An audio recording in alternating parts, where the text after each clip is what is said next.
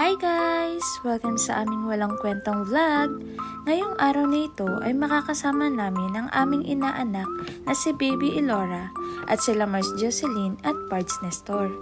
Magse-celebrate kasi si Baby Elora ng kanyang birthday sa Sanrio Poroland kung saan nakatira sa Hello Kitty at in-invite kami na sumama. Madali lang makapunta doon gamit ang Google Map. At pagbaba mo sa Tama Center Station, ay kita mo na agad ang mga Hello Kitty designs. Madali lang din mag-book ng ticket sa website nila. At nakadepende sa araw ng pagbisita mo ang price ng ticket. Mas maganda magpa-reserve sa website para mas makatipid kaysa doon ka mismo bumili dahil mahal na. Ang ganda ng view dito sa labas pa lang ng Sanrio Poroland. Ang mga establishment ng kainan parang disenyong laruan na. Dito naman ay may mga koi fish. Ang lalaki at taba ng koi fish nila. Buti hindi sila nilalamig. Ayan, nakarating na kami sa Sanrio Poroland. Medyo makulimlim at basa ang labas dahil umulan. Buti na lang at huminto na nung pumunta kami. Heto at papasok na kami sa loob. Wow! Ang ganda! Ang ganda pala dito.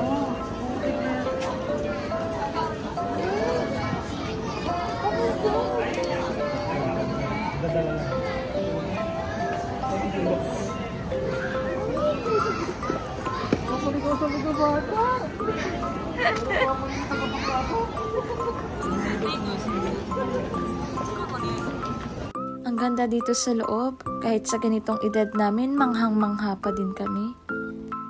Pumasok naman kami dito sa Candy Factory. Ang ganda sa loob, ang daming candy, tuwang-tuwa ang mga bata, at meron pa silang ice cream vending machine. Na-amaze naman ako dito sa restrooms nila. Di mo akalain na restroom, sa ganda ng design para kang dinala sa ibang dimensyon. Umakyat naman kami sa Wisdom Tree. Itong Wisdom Tree daw ay ang heart ng Sanrio Poroland. At sa baba nito ay mayroong stage. Sa stage na iyon ay doon sila nagpa-perform.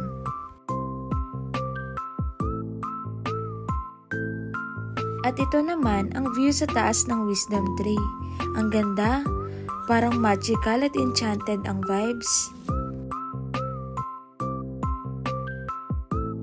Dito sa taas ay may Hello Kitty's Bell of Happiness. Pumasok kami doon para ipatry kay Baby Elora.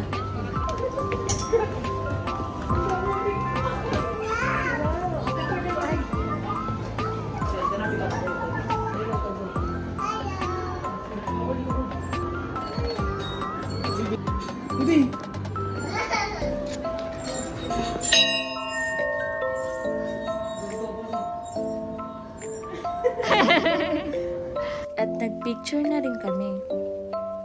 Pagkatapos doon ay bumaba na kami dahil mamaya ay may magpe-perform sa baba ng Wisdom Tree.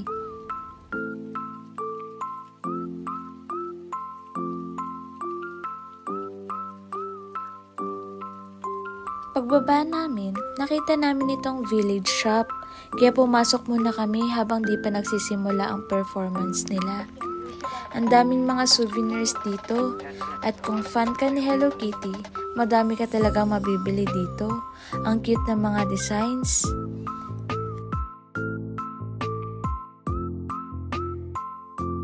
Ayan, may miracle light na siya para mamayang performance.